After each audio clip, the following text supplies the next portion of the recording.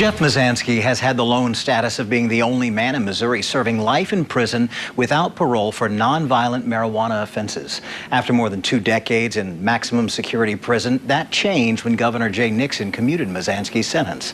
The governor's decision doesn't free Mizanskey, but allows for a parole hearing. Before the governor's action, Mizanskey would never leave a Missouri prison alive. With this new development, I returned to the Jefferson City Correction Center to talk to Jeff Mizanskey about his renewed hope for freedom.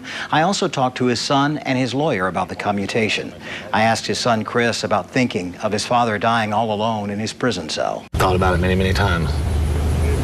It's a horrible thing. And you got the news? From you, actually. It blew me away. I was at a loss for words. I was driving down the road and I had tears in my eyes and I couldn't even talk to you. I was amazed. His dad also clearly remembers learning that his life without parole sentence had been commuted by Governor Nixon. Caseworker got on the phone, made a telephone call, and called the warden. And I got on the phone with him. He handed me the phone, and he says, Mizanskey? I said, yeah. He says, have you been in touch with your lawyer lately? I said, no, I haven't. Why do I need to be? You know, first thing I'm thinking about, well, what kind of trouble I get into now? You know, without even realizing it. And he said, no, he says, but you might want to call him. He said, because the governor just signed your paperwork. You know, and I just kind of went into shock from there, basically, I think. Jeff Mizanskey's attorney, Dan Vietz, says freeing his client is many years overdue. Punishment that was inflicted on Jeff Mizanskey was the very harshest punishment our society can inflict on anyone short of the death penalty. As far as my dad's time, I feel that he's done well over the amount that he should have been there.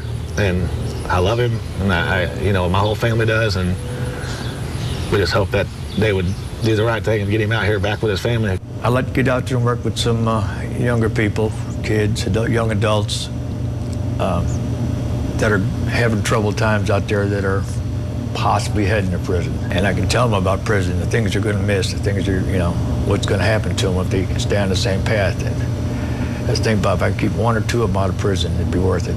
But Mizanskey knows his freedom is far from guaranteed. Of course, parole is a privilege, it's not a right. Jeff Mizanskey has become somewhat of a national figure for what most people would call excessive punishment for nonviolent pot crimes. After petitions from nearly 400,000 people and 126 members of the General Assembly, and finally a commutation of the without parole portion of his sentence, his once impossible release from prison happened today.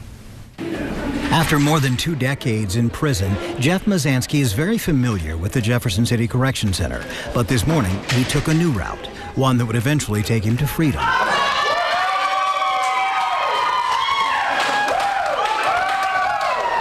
With emotional embraces from his sons, first Chris, then Robbie,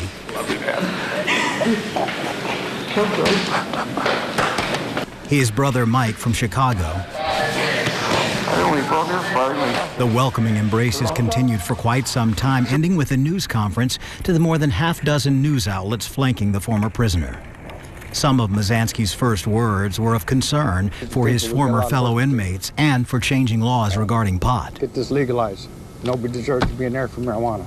If it wasn't for these gentlemen right here, I'd still be in here.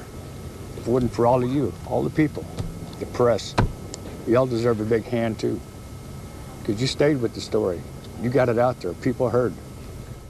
State Representative Shamed Dogan tried unsuccessfully to pass a bill that would free Mizanskey, but ultimately Governor Nixon commuted the without parole part of his sentence. It didn't free the 62-year-old, but allowed for a parole hearing where Mizanskey was granted parole, for which then inmate Mizanskey was grateful to the governor. Thank you. I wish you'd done it a little quicker, but I'm sure he had his reasons for waiting. In addition to catching up with family and friends, he knows he has to get used to a new world, especially the technological changes over the past 22 years. I've never been on the internet. And Mizanskey's plans for the future? He says he plans on bringing attention to what he calls serious flaws in the justice system and advocating for the legalization of marijuana, something for which Mizanskey's attorney, Dan Vietz, is quite vocal. And Mizanskey's immediate plans? An omelet at a Jefferson City diner, some fishing with his sons, and putting prison life behind him.